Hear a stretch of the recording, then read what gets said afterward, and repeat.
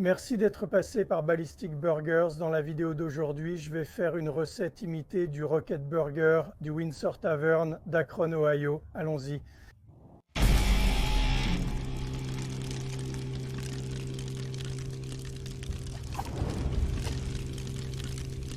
D'accord, cette vidéo est une demande d'un spectateur nommé Earl et je te le dis tout de suite. Earl, je suis sûr que tu as déjà remarqué, j'ai dû faire deux très petits ajustements. Le premier est apparent à cause de la vignette. Le Windsor Tavern utilise des petits pains Kaiser. J'ai utilisé des petits pains Kaiser, mais les leurs n'ont pas de graines de sésame dessus. Et le magasin où j'achète mes petits pains, ils étaient en rupture de stock de petits pains Kaiser réguliers. Donc je pense sincèrement que cela peut être une amélioration, peut-être Windsor, si vous regardez et pensez aux graines de sésame, commencez. Pose ce mauvais garçon. Je vais juste emballer. Ceci est un burger assez simple parce que 340 grammes, c'est pour ceux d'entre vous en Europe ou partout ailleurs, utilisent le système métrique. 340 grammes de bœuf haché, j'utilise 80-20, donc j'ai mon anneau de burger. Pose ce mauvais garçon. Je vais juste le tasser. Je ne veux pas l'écraser car sur un burger épais comme celui-ci, il est très important que la vapeur puisse s'échapper et que les jus puissent circuler. Sinon, vous allez vous retrouver avec un burger très gonflé, comme un ballon de football. Cette boule est énorme. Je veux dire, voilà, je vais simplement assaisonner cela avec un peu de sel cacheur.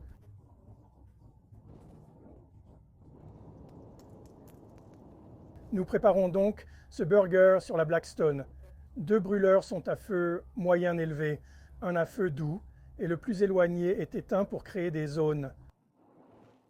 Oh, si nous essayons de cuire ceci tout le temps à feu moyen élevé, nous finirons par avoir un burger noirci à l'extérieur et il sera assez cru à l'intérieur. Alors commençons. Je ne veux pas d'une spatule froide, vous savez, causant n'importe quel soulèvement sur ce battement. Alors je vais le presser, pas très fort, mais encore une fois, je veux que ce soit bien.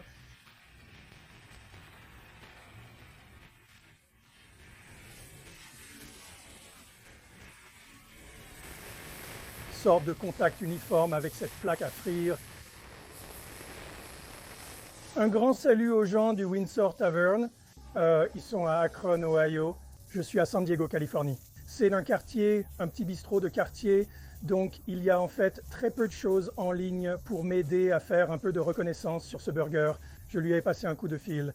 La jeune dame avec qui j'ai parlé au téléphone était très serviable. Alors merci à vous. J'aurai un lien vers la région d'Akron. Assurez-vous de passer parce qu'ils sont de bonnes personnes. J'imagine qu'au bistrot de Windsor, je suppose simplement, mais j'imagine qu'ils utilisent leur plaque à snacker à une température assez basse pour pouvoir avoir de grandes quantités de ces gros burgers épais dessus et ne pas avoir à se soucier de finir avec une surcuisson à l'extérieur et crue à l'intérieur. C'est la façon dont je fais cela parce que je ne cuisine qu'un seul burger. Si je cuisinais 4, je le ferais de cette façon, mais si j'en avais, vous savez, 15, 10, peu importe, je cuisinerais sûrement à basse température. Ici, donc ce que je regarde en ce moment, c'est que vous pouvez voir le changement de couleur monter sur le côté du burger et je vais attendre ce changement de couleur, puis une fois qu'il est là, je vais le déplacer. Vous voyez cette couleur à mi-chemin maintenant? Je pense qu'il est temps de retourner.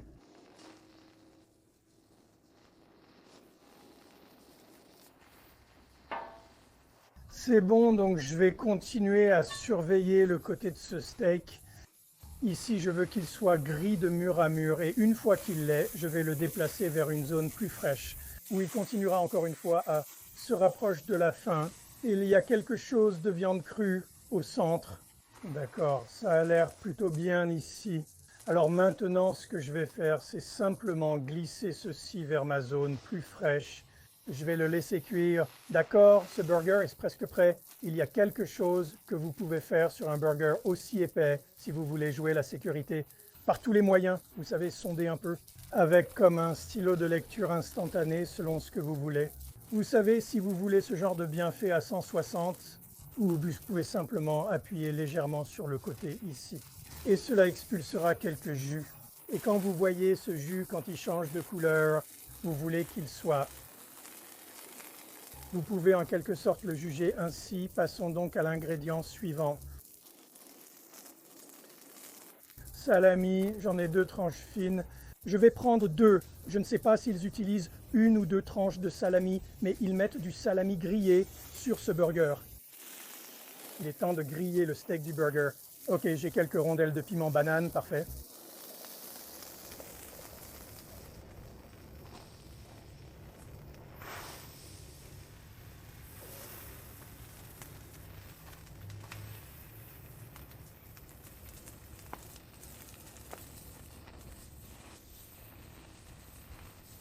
Celui-ci s'est retourné tout seul, n'est-ce pas cool? Nous avons un joli toast léger sur ces petits pains. Déplacez-les de ce côté frais avec le salami, prêt à entrer dans le vif du sujet avec ce gros steak de hamburger. D'accord, suite à ma discussion avec une jeune dame à Windsor, j'ai ici des rondelles de piment banane qu'elle a dit qu'ils utilisent. Faute de piment banane frais dans mon magasin, j'ai dû me rabattre sur des conserves. Ce deuxième changement était nécessaire à cause du manque d'ingrédients.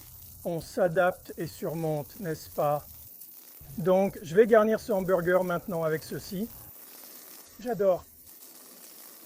Personnellement, j'adore les piments bananes marinés. Ils utilisent quand on a du fromage provolone et en regardant les photos des burgers, comme sur Yelp, on dirait beaucoup de provolone. Donc je vais prendre 2 tranches parce qu'elles sont vraiment très fines. Nous allons le couvrir. J'aime toujours ajouter, il aura toujours le salami dessus. Mettez-le. Mettez le salami, allons-y, et mettons ce steak de hamburger. Maintenant, je pense que ce que j'aurais dû faire est de mettre les tranches de salami sur ce steak de hamburger, puis les poivrons et ensuite le fromage. Mais nous faisons tous des erreurs, il aura toujours le salami dessus. Mettez le salami. Ensuite, je suis en colère contre moi-même, c'est une erreur que vous ne pouvez pas. Vous savez, je ne peux pas revenir en arrière. Et c'est un gros steak épais, je ne peux pas le cuisiner mieux que si vous l'achetiez dans la bouteille. J'ai ici une vinaigrette ranch et ce que j'ai fait, c'est que j'ai acheté le sachet de ranch Hidden Valley et je l'ai mélangé. C'est comme avec du lait entier et de la mayo et vous finissez avec une vinaigrette bien meilleure que si vous la mordiez dans la bouteille, je pense.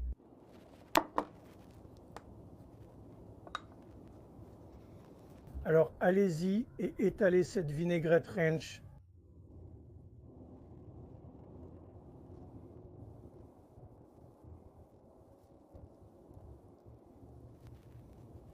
Couronnez cette beauté.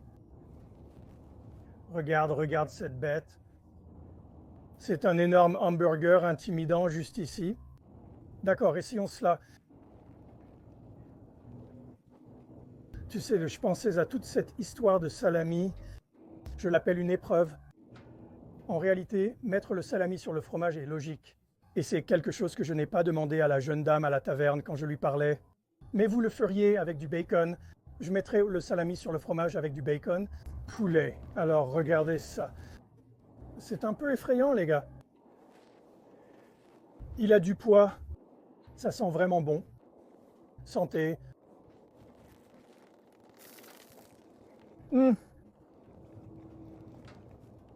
Très juteux. Donc c'est vraiment bon. Je veux dire du bœuf, C'est un burger au goût de bœuf. Je veux dire, ce gigantesque steak de bœuf vole la vedette en ce qui concerne les saveurs.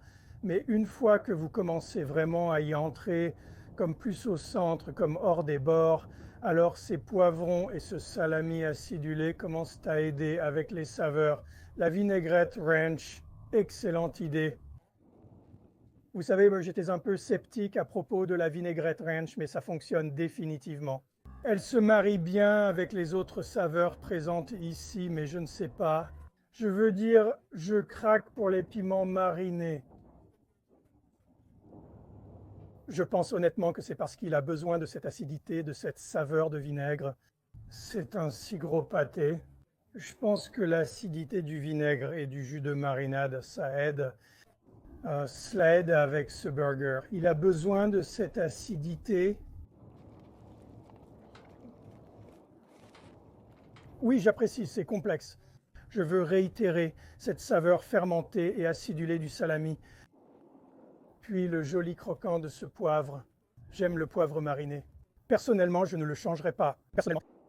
Fromage, bon choix. Avec un steak haché de cette taille, vous pourriez utiliser n'importe quoi. Je pense que n'importe quel cheddar irait bien avec ça. Le provolone est bon. C'est un fromage très doux et léger.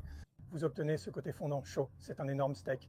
Waouh, ils sont généreux là-bas. Alors, très content de ce burger. C'est un burger simple, très simple. Si vous vouliez faire cela à la maison, vous n'avez pas à utiliser une demi-livre de viande ou quoi. 3/4 de livre de viande, 340 grammes. C'est un énorme patty. Waouh!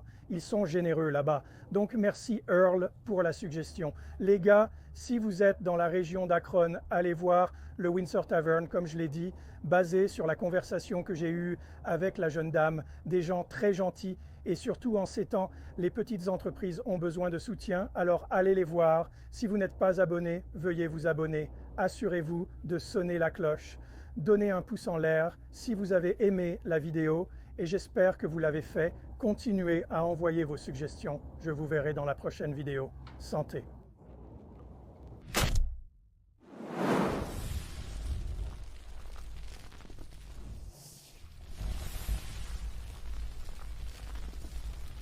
Merci.